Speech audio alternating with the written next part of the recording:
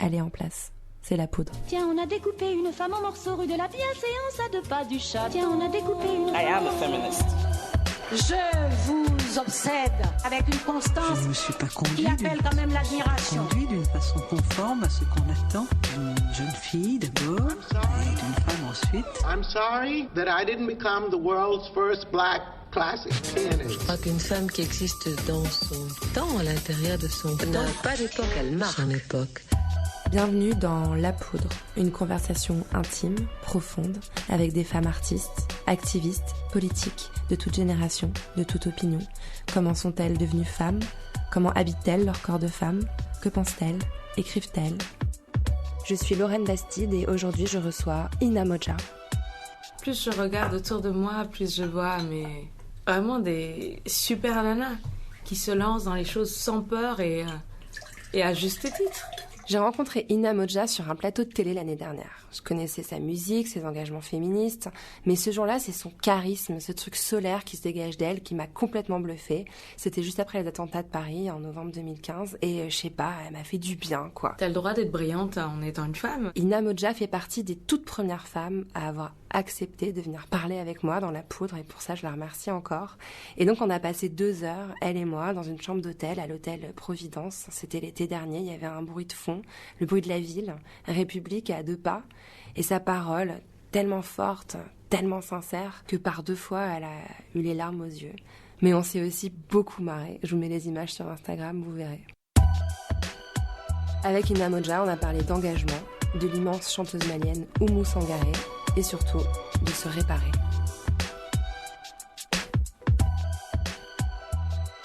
Alors Ina, déjà je dois vous avouer quelque chose. En préparant cette émission, j'ai pleuré en vous écoutant chanter. Alors, je suis un peu à fleur de peau en ce moment, c'est vrai.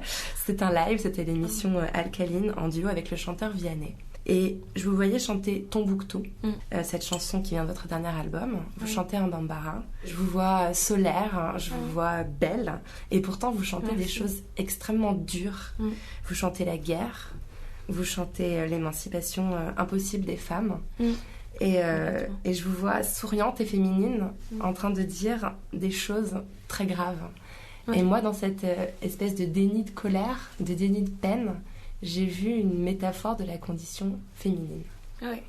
Qu'est-ce qui vous met en colère ? Moi, ce qui me met en colère, c'est que ce soit toujours les mêmes personnes qui soient les plus vulnérables, les moins protégées. C'est les femmes. Et en situation de guerre, c'est très dur pour nous au Mali, surtout dans la partie nord du Mali où la situation de crise humanitaire est vraiment, vraiment très grave et les libertés sont régulièrement bafouées. Et dans certains endroits, il n'y en a même pas. Mais particulièrement des femmes et des petites filles. Il y a eu des viols de petites filles, il y a eu des mariages forcés de petites filles. Il y a eu vraiment des femmes obligées de se voiler complètement. Si c'est un choix personnel de porter un foulard, je le respecte, mais quand c'est dicté à cause des intégristes et qu'il y a un terrorisme qui fait régner la peur dans le nord du Mali, ça me met en colère. Cette dichotomie entre l'enthousiasme, la lumière que vous irradiez et la gravité des messages que vous portez, c'est quelque chose qui vous poursuit un peu, non ? Mais ça, c'est quelque chose qui est lié très fortement à ma culture. Parce que en grandissant au Mali et en Afrique en général, j'ai grandi entre le Ghana et le Mali. Ma culture, c'est justement ce côté solaire et ce côté souriant est dû à ma force de volonté. Et dans la culture, c'est quelque chose qui est assez partagé. Au lieu de se laisser abattre, il faut se relever en permanence. Il faut en permanence avancer. On n'a pas le temps, on n'a pas le luxe de se dire « je vais lâcher ». Parce que j'ai pas le choix, en fait. J'ai pas le choix et avancer pour moi, me battre, c'est aussi ça, me donner le droit d'être heureuse et faire tout pour être heureuse. Et je me dois ça, je me bats tellement en permanence pour obtenir ce que je veux pour ma vie, pour ma carrière, pour ma vie de femme, etc. que je mérite d'être bien dans mes pompes. Donc vous avez grandi au Mali et au Ghana. Oui. C'était comment de grandir là-bas ? C'était chouette. Je viens d'une famille de 7 enfants. Mes parents ont en plus élevé 3 de mes cousines. Donc on était 10 à la maison et on était 7 filles et 2 garçons. Et Non, 8 filles et 2 garçons. Et j'ai appris des uns et des autres comme ça, sans que ça n'enlève rien à qui je suis. Mes parents nous ont toujours inculqué le besoin d'être autonome et d'être unique quelque part. On a chacun nos personnalités. Ils nous ont incité à ne pas forcément se ressembler et assumer qui on était avec le bon comme le mauvais. Donc c'était assez cool. Jusqu'à ce que j'ai 20 ans, je ne comprenais pas ce que ça voulait dire stress. Mais vraiment honnêtement, quand je lisais des magazines féminins, combattre le stress, dans ma tête, je me disais, mais qu'est-ce que c'est ce stress dont on parle ? Vraiment, à la fac, j'ai compris. C'est quel genre de femme, votre mère ? Elle est sage-femme, je crois, c'est ouais, ça ? Elle était sage-femme et elle était présidente d'une ONG qui luttait contre le sida dans les années 90. Et elle a aussi créé une formation pour les jeunes filles qui arrivaient de la campagne pour devenir bonnes dans des familles, pour apprendre à lire et à écrire. Parce que pour elle, c'était important de pouvoir qu'elles ne soient pas condamnées à avoir la même situation toute leur vie. Et donc, c'est quelqu'un qui encore aujourd'hui m'inspire beaucoup. Parce que tout en étant extrêmement gentille et douce, mais en même temps, c'est Margaret Thatcher, ma mère, vraiment. Elle peut être très, très volontaire. J'ai vu une image sur votre Instagram qui m'a fait sourire. Vous postez une photo de vos parents, très jeunes, très beaux, et vous écrivez en légende « My dad is so lovely and my mom is so damn fierce ». Mon père est adorable et ma mère est féroce. Ouais. Voilà, qui remet vraiment en cause des stéréotypes de genre. Ouais. Je trouve ça génial. Votre père, il est comment ? Mon père, il a vraiment gardé son âme d'enfant. Il s'émerveille de tout encore aujourd'hui. Il a 76 ans. Il adore découvrir des nouvelles choses. Et c'est comme un grand enfant, en fait. Il a son âme d'enfant encore. Et pareil, c'est un grand féministe. Il a 5 filles et 2 fils. Et il nous a toujours boosté pour qu'on soit... Il nous a toujours dit, tu peux le faire, mets toute ton énergie. Et il nous incitait à nous battre en permanence. Et ça, c'était très chouette. Et entre lui et ma mère, ils ont chacun trouvé leur place naturellement, sans rapport de force. Et j'ai eu de la chance d'avoir des parents comme ça. Vous êtes devenue femme ou vous l'êtes de naissance ? Je suis devenue. Je pense qu'en grandissant, naturellement, les femmes deviennent des jeunes femmes, deviennent des femmes. Les filles deviennent des jeunes femmes et deviennent des femmes.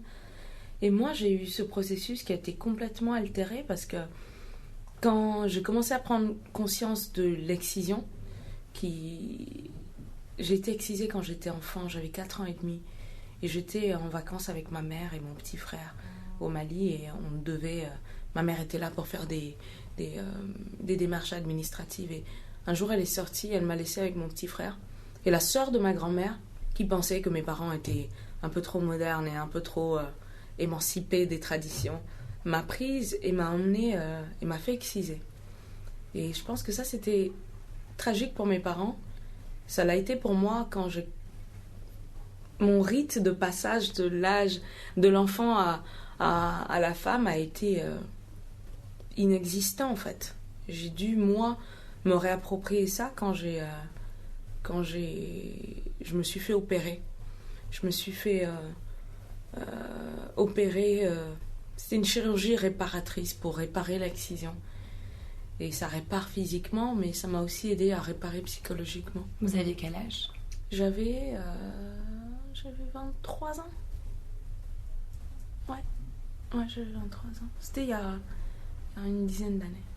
Il y a une phrase que vous employez au sujet de l'excision que je trouve à la fois troublante et belle.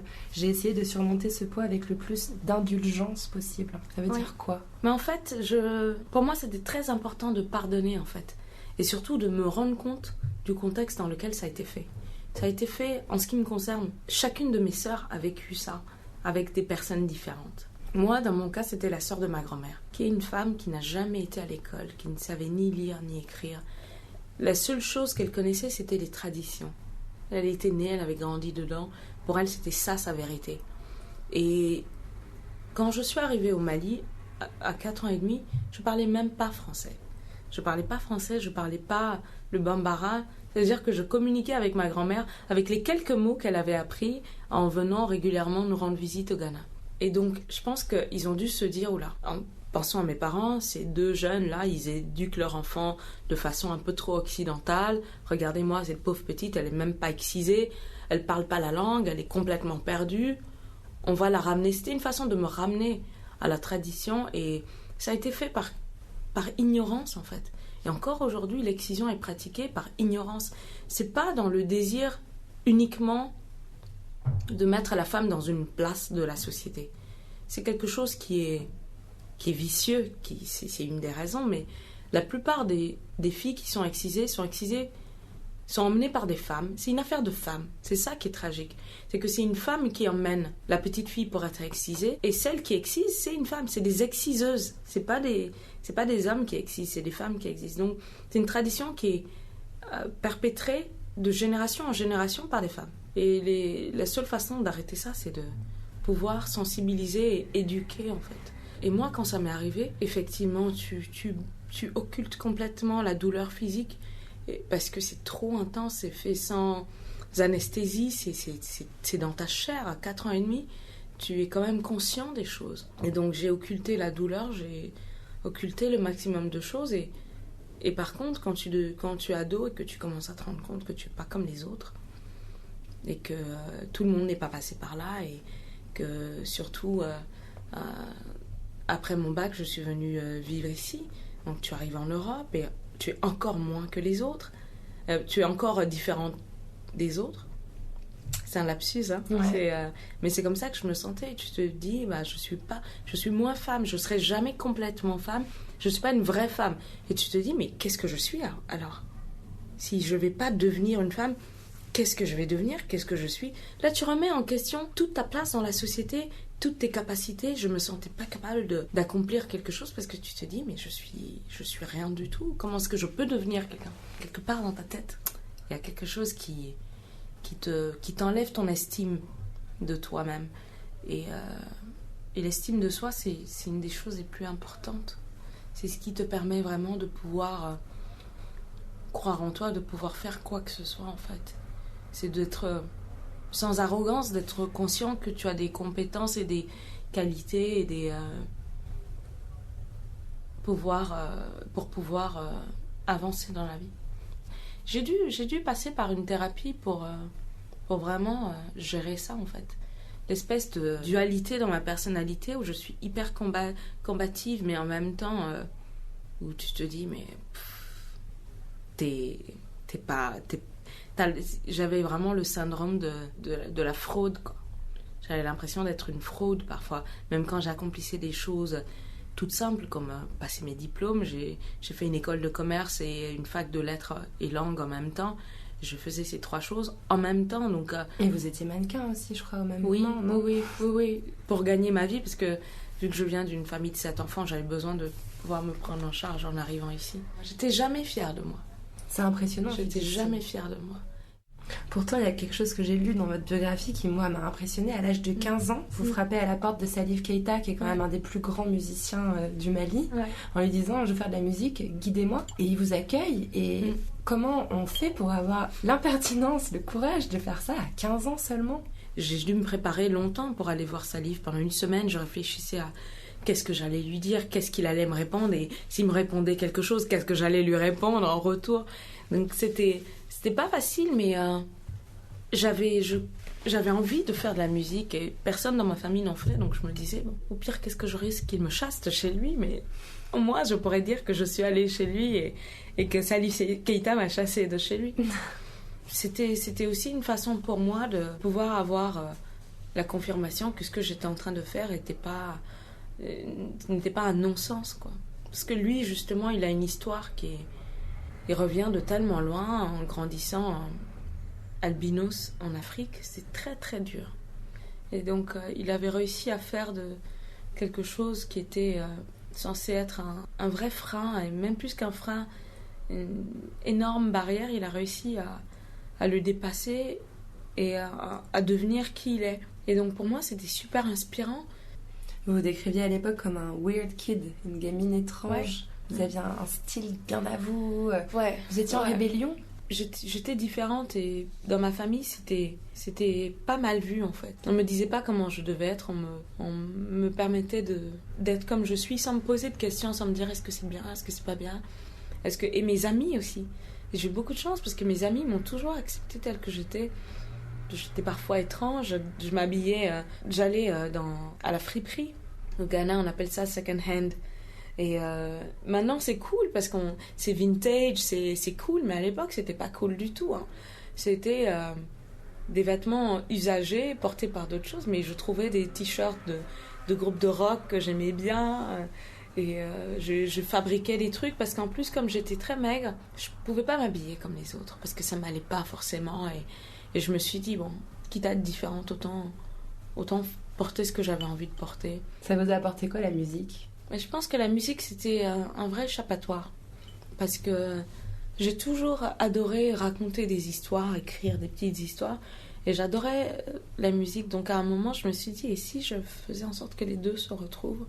J'ai commencé à écrire des chansons et pour moi, c'était comme lire. J'adorais lire. C'était vraiment le moment pour moi. Dans une famille où on est 10 gamins, moi je fais partie des plus jeunes. Tu as besoin d'avoir ton espace, ton monde, et ça faisait partie de ma rêverie en fait. Ça faisait partie de ce qui me protégeait dans la vie. Et je suis contente d'avoir pu en faire mon métier parce que ça me permet de continuer ça en fait. Créer pour moi, c'est ce qui me permet de me sentir vivante en fait. Il y a une chanson en particulier dans votre album qui, je la pense universelle, c'est Boat People, que vous chantez avec Oumou Sangaré, qui est une immense star au Mali. Oui. J'aimerais qu'on l'écoute. D'accord.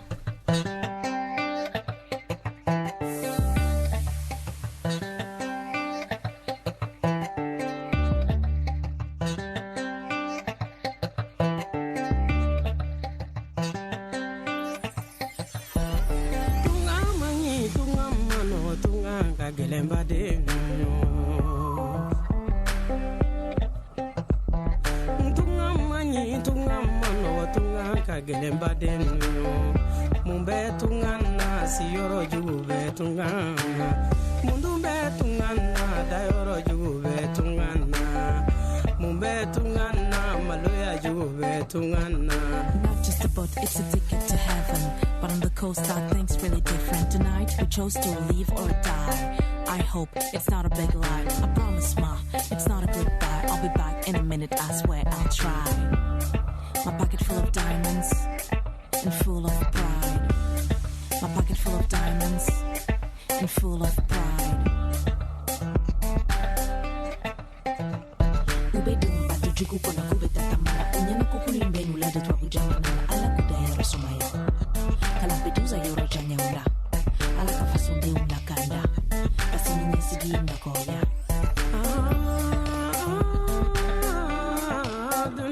Kasini nyesigi nakoya. Kalampedusa yoro janya ula. Ala kafasunde unakanda. Kasini nyesigi nakoya.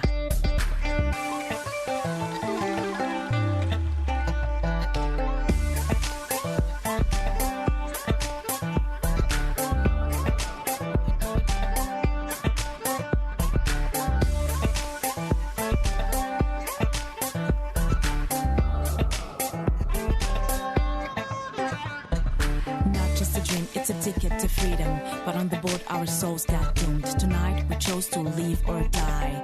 I'm afraid it was all a big lie. I promise, ma, I'm not gonna drown. I'll swim to the coast, I swear I'll try.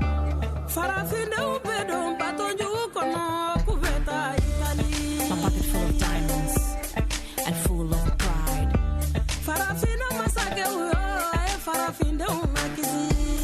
My pocket full of diamonds and full of pride.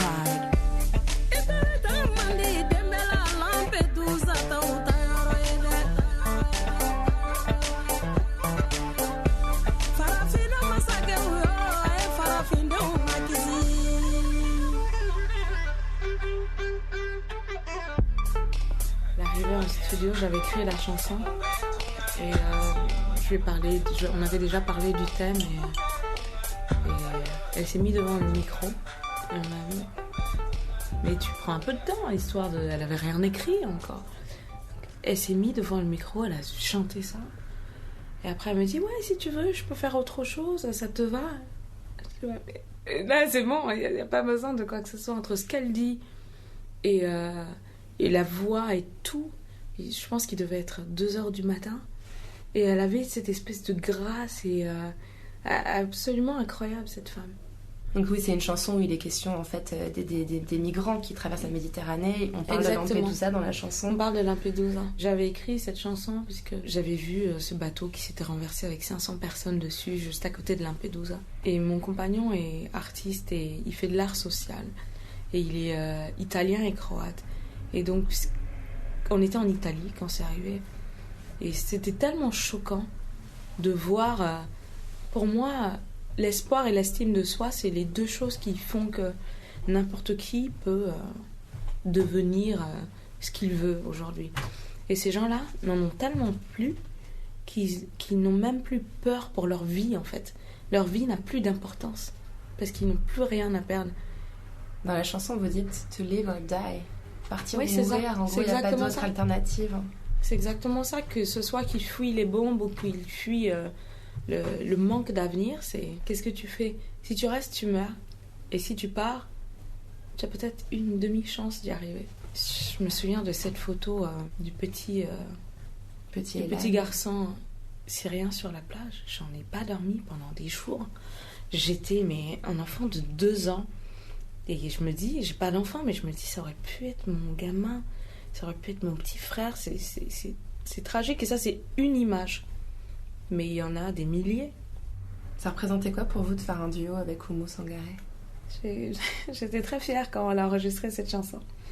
Et j'étais très fière qu'elle soit contente de travailler aussi avec moi. Donc il y a cette espèce de rencontre entre 2 générations d'artistes maliens. Et nous, on a besoin du soutien parce qu'on marche un peu dans leurs pas.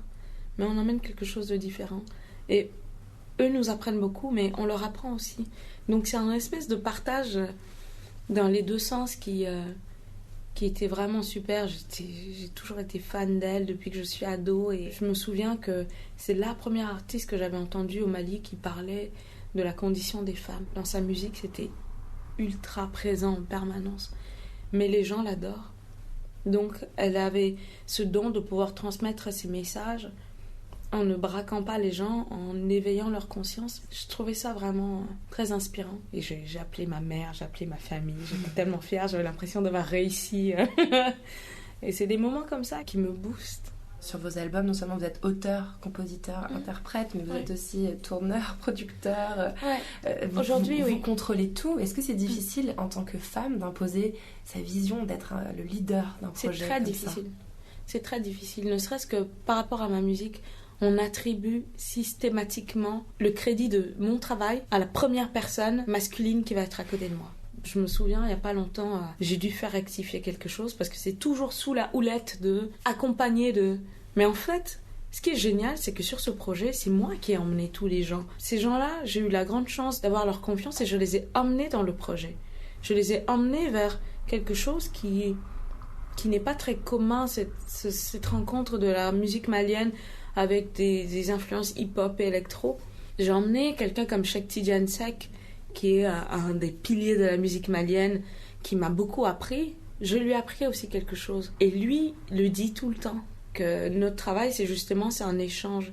Et pareil, tous les mecs qui sont dans le projet, je les emmène avec moi, je les ai convaincus de la faisabilité du projet, je les ai convaincus de l'idée artistique, etc. Chaque fois, je dois bien préciser que je suis le leader du projet. Je suis la tête artistique du projet. Même si je travaille avec d'autres personnes, c'est toujours grâce à machin. J'ai eu la chance que des artistes comme Oxmo ou Moussangaré me suivent. Qui est un mec extraordinaire. Qui on dit ok, super, nous on aime bien ce projet que tu es en train de faire, on a envie, on est d'accord pour y participer. Ça c'est très cool, mais le fait que les gens ne m'accordent pas le crédit de mon travail, parfois, avant c'était frustrant, mais maintenant je suis juste tellement submergée de responsabilités que j'ai même pas le temps d'y penser. Comme je suis pas bien épaisse, on a l'impression que je suis pas capable de le faire. Et la chance que j'ai, c'est que Je suis la seule femme sur la tournée, mais les mecs avec qui je bosse me respectent parce qu'ils voient que je travaille sans relâche pour passer d'une étape à une autre. Et la seule façon pour moi, artistiquement, d'exister, c'était de tout faire moi. Il y a un mot d'ailleurs que vous employez très souvent dans vos interviews pour parler de votre éducation, mais aussi de votre façon de travailler aujourd'hui, c'est autonome. Est-ce que pour vous, c'est la clé de l'émancipation féminine, l'autonomie ? Complètement. Moi, j'ai pas attendu qu'on me dise que je pouvais faire ma tournée. J'ai eu beaucoup de gens qui m'ont dit que je pouvais pas le faire parce que la musique que je faisais n'avait pas de sens. Dans le sens où, qu'est-ce que tu fais ? Est-ce que tu es moderne ou est-ce que tu es traditionnel ? Tu veux être les deux, mais c'est pas possible, il faut faire un choix. Et tu passes pas à la radio, et tu fais pas ci, et tu fais pas ça. Aujourd'hui, on est dans un monde qui est en crise. Donc autant assumer à 100% notre propre format et avoir des formats individuels au lieu de vouloir chacun rentrer avec des chausse-pieds dans un moule qui ne nous correspond pas.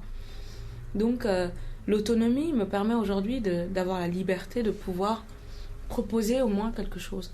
Après, ça plaît ou ça plaît pas, il y a des gens qui adhèrent, il y a des gens qui n'adhèrent pas, mais au moins on existe. Pour certaines personnes, tourner en Afrique, c'est tourner à l'étranger, mais je suis africaine, je suis malienne. Si vous me dites que je peux pas tourner chez moi parce que ça n'a pas de sens, je dois pouvoir me prendre les choses en main et me faire tourner en Afrique.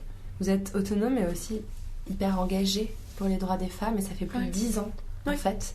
Vous avez commencé, il y a 11 ans. Qu'est-ce qui vous a poussé au départ à avoir envie de vous engager ? Je pense que c'est parti de ma propre histoire en fait. Je crois que j'avais besoin, pour dépasser cette espèce de fardeau que j'avais, qui me liait vraiment à pied et poing, de ma propre excision, de ce que ça voulait dire. C'est-à-dire que j'étais censée être un certain type de femme qui avait une certaine place dans la société. Et ça m'a révoltée. Et puis, quand je vois que encore aujourd'hui, on travaille égal, on n'a pas salaire égal. On n'a pas les mêmes chances, même si on est en 2016, et ça partout dans le monde. À un moment donné, je me suis dit, grâce à ma propre histoire, je peux protéger d'autres personnes qui auront plus de chance que moi. Et j'ai commencé vraiment en me disant, mais j'ai pas envie que d'autres petites filles vivent ce que moi j'ai vécu et deviennent des adultes qui doivent faire face à ce à quoi je suis en train de faire face aujourd'hui. Avec le temps, je me suis rendu compte que ça va au-delà de ça, parce que toutes ces violences faites aux femmes et ces limitations de droits, pas de chances qui ne sont pas égales, ça fait en sorte que les opportunités ne sont pas égales. La crédibilité n'est pas égale. Et à partir de là, j'avais du fuel pour vraiment m'investir dans ça. Oui, parce que vous militez aussi au sein de l'AMREF, une ONG qui promeut la santé publique en Afrique. Vous êtes aussi assez engagée auprès des sages-femmes africaines. Oui. C'est un hommage à votre mère ? Entre autres.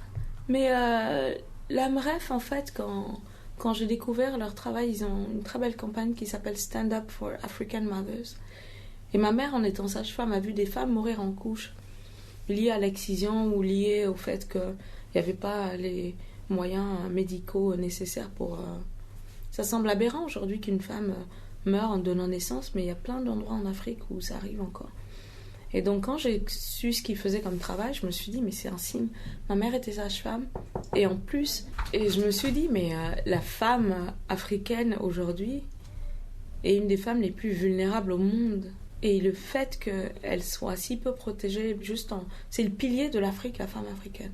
Votre engagement, il passe pas que par l'Afrique. Vous êtes aussi marraine d'une maison des femmes à Saint-Denis. Oui. C'est quoi les besoins à Saint-Denis ? Ce projet magnifique de docteur Atem, en fait, est chef de service de la maternité de Saint-Denis.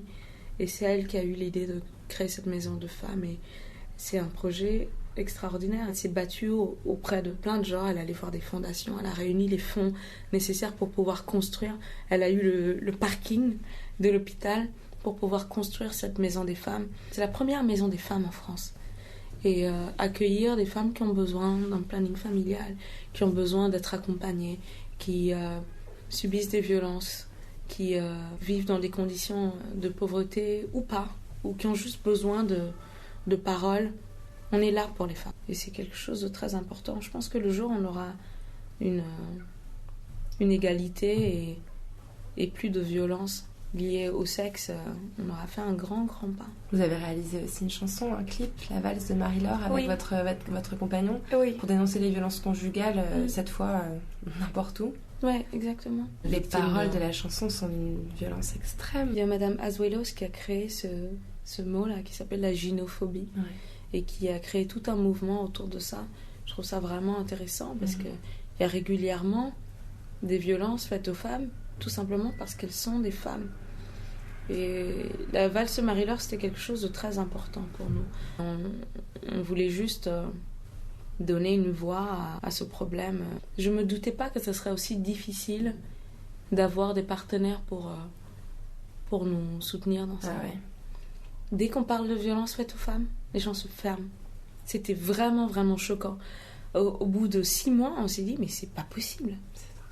Des gens avec qui auraient été super heureux d'investir financièrement pour que je vienne chanter French Cancan à un bel événement pour eux, étaient complètement fermés pour qu'on crée une plateforme pour parler des violences faites aux femmes. Plus on avait du mal à être soutenu, plus on se disait, mais il faut vraiment qu'on le fasse. Et il y a plein de gens qui m'ont dit, oui, mais tu comprends, tu vas vexer beaucoup de gens, et puis tu vas te fermer des portes en tant qu'artiste, tu peux pas parler de tout. Et tu te dis, mais si, nous on n'en parle pas, qui va en parler ?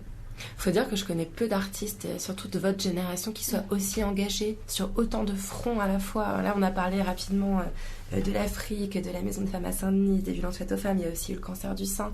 Et je me suis posé la question, qu'est-ce qui vous pousse à donner autant ? Est-ce que, personnellement, je veux dire, est-ce que c'est une façon pour vous de rendre ce qu'on vous a donné ? C'est une façon de rendre, mais pas que. Parce que moi, je viens aussi mon excision a été aussi une violence. Donc je viens de là et je sais que, comme moi, beaucoup de femmes ont besoin d'avoir un entourage, d'avoir un encadrement, en fait, pour se sortir de ça. Et ma propre expérience m'a motivée au départ, mais aujourd'hui, c'est juste que plus je travaille dans ça, plus je me rends compte des besoins qu'il y a sur le terrain. C'est hallucinant comment on a besoin de faire évoluer les choses, et plus on fait, plus on se rend compte qu'il y a à faire. Et moi, ça me je sais pas comment dire ça. Ça vous répare encore un peu ? Non, ça me répare pas. Je me répare d'une autre façon. Et moi, je crois vraiment que chacun de nous, on construit le monde dans lequel on est. On construit le monde qu'on va laisser à nos enfants, en fait. Je peux faire une différence, et mon compagnon, pareil. Il se sert de ce qu'il fait pour aussi redonner et aider. C'est la seule façon qu'on a d'avancer, en fait. Parce que plus le gap s'agrandit entre les plus fortunés, mais pas que d'argent, mais les plus chanceux et les plus défavorisés, plus le gap s'agrandit, plus on a de risques que tout pète, en fait. Plus les extrêmes vont se radicaliser encore plus. On est dans un monde où on a besoin de changer les choses. On a besoin que... Je parle souvent de modèle, mais c'est vrai, on a besoin que le modèle de notre monde devienne différent. Et que les valeurs humaines prennent le pas. On peut faire de l'argent tout en restant humain. Je suis pas complètement enfant des fleurs. Je vais vous parler de 2 images qui m'ont marquée. La première, ce sont des images qui émanent de vous, que vous avez produites, qui racontent aussi votre art, mais qui, je pense, de mon point de vue un peu trop européen, m'empêchent de lire correctement. D'accord.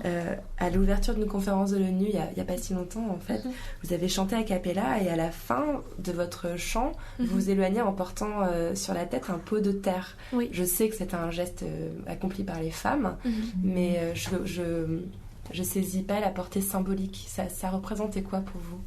Pour moi, c'était déjà un moment historique, parce que c'était le premier sommet mondial de l'humanitaire. À un moment où le monde est complètement en crise, où partout on regarde, on se dit « Oh là là, comment on va faire pour s'en sortir ?» Et être là, ouvrir ce sommet-là, et en tant que femme et en tant que... avec mes origines, c'était important d'avoir ce geste-là. C'est un geste d'humanité, parce que on est tous passés par là. C'est un geste aussi pour montrer qu'il y a encore des gens qui le font. Il y a encore des gens qui doivent mettre jusqu'à 6 km par jour pour aller chercher de l'eau. Et en même temps, ce qu'on porte sur la tête, c'est le monde. C'est le monde qu'on porte comme ça. Parce qu'on le porte tous, en fait. Et souvent, je parle avec des amis qui trouvent que je suis un peu trop passionnée dans ça et qui pensent que c'est complètement idéaliste. Mais ce monde-là, aujourd'hui, tous ces dirigeants, tous les gens qui étaient là se sont réunis pour dire « Ok, on doit faire quelque chose. L'humanitaire doit revenir vraiment en première place de tous les engagements que les différents États, etc., que les différents organismes ont dans leur projet. L'humanitaire doit venir en premier parce que c'est la seule façon de pouvoir aider les plus fragiles. Et pour moi, porter ce pot, c'était ça. On a la responsabilité on en assume les conséquences. Et les femmes en particulier? Oui, parce qu'on est, encore aujourd'hui, on est les plus vulnérables et les plus... dans n'importe quelle situation, les femmes sont souvent au bas de l'échelle, en fait. Il y a une autre image qui parle encore de femmes, c'est dans votre clip Tombouctou, que vous avez tourné dans le studio de Malik Sividé, donc il y avait quand même quelque chose de très symbolique aussi pour vous. Vers la fin du clip, il y a une femme qui a la bouche bâillonnée et les seins nus. Elle représente quoi? Elle représente pour moi toutes les femmes qui n'ont pas la parole, en fait. Qui n'ont pas la parole, qui n'ont pas la liberté. Je savais, en mettant cette femme nue, que je dépassais les limites qu'on m'imposait. Je le savais très bien et c'était volontaire. Pour montrer que il y a mes sœurs dans le nord du Mali qui ne peuvent pas faire ce que je peux faire. Donc cette liberté, je vais la prendre. C'était pas du tout pour montrer des seins. Mais j'avais besoin de montrer que le corps féminin dérange. Le corps féminin n'a pas de liberté. On pense qu'on peut lui faire tout ce qu'on veut. Aujourd'hui encore, c'est justifié quand une fille se fait agresser sexuellement que elle a cherché, elle portait une mini-jupe. Ou elle l'a cherché parce que elle était provocante. On excise les femmes, on bat les femmes. Le corps féminin, on peut se défouler dessus sans avoir... sans problème. Encore ce matin, j'étais en train de lire sur les réseaux sociaux une histoire qui énerve beaucoup les gens. Un jeune de 20 ans à l'université de Stanford qui a violé une jeune femme inconsciente. 6 mois avec sursis. Après 6 mois avec sursis. Et c'est la valeur qu'on donne à la vie d'une femme, parce que cette fille, sa vie est vraiment sera marquée par cet événement-là. Et on estime que lui, pauvre de lui, il avait pourtant un avenir. Fallait pas violer une femme. Parce que si tu prends l'opportunité de faire quelque chose d'aussi horrible, tu dois faire face aux conséquences. Et aujourd'hui, le corps des femmes est, dans le nord du Mali, comme dans bien d'autres endroits, dans le nord du Mali, ils avaient décidé d'appliquer la charia quand même. C'est-à-dire que les gens pouvaient se faire lapider. Dans plein d'autres endroits, ça existe. Les petites filles peuvent être mariées de force. Je regardais encore sur Internet une histoire d'une petite fille qui est morte le lendemain de sa nuit de noces. Elle avait 8 ans. Mais dans quel monde on vit? C'est extrêmement violent. Pour moi, c'était important d'écrire que la liberté commence par là et qu'on doit arrêter de bâillonner les femmes. Elles doivent avoir la parole. Dans plein d'endroits, elles n'ont pas la parole. Même dans les endroits où on pense qu'elles ont la parole, elles n'ont pas tant que ça. Dans le clip de Tombouctou, j'ai invité ma mère et ma grand-mère. Ma grand-mère, elle va bientôt avoir 98 ans. Et ma grand-mère partage mon avis. Elle est d'une génération différente. Ma mère partage mon avis.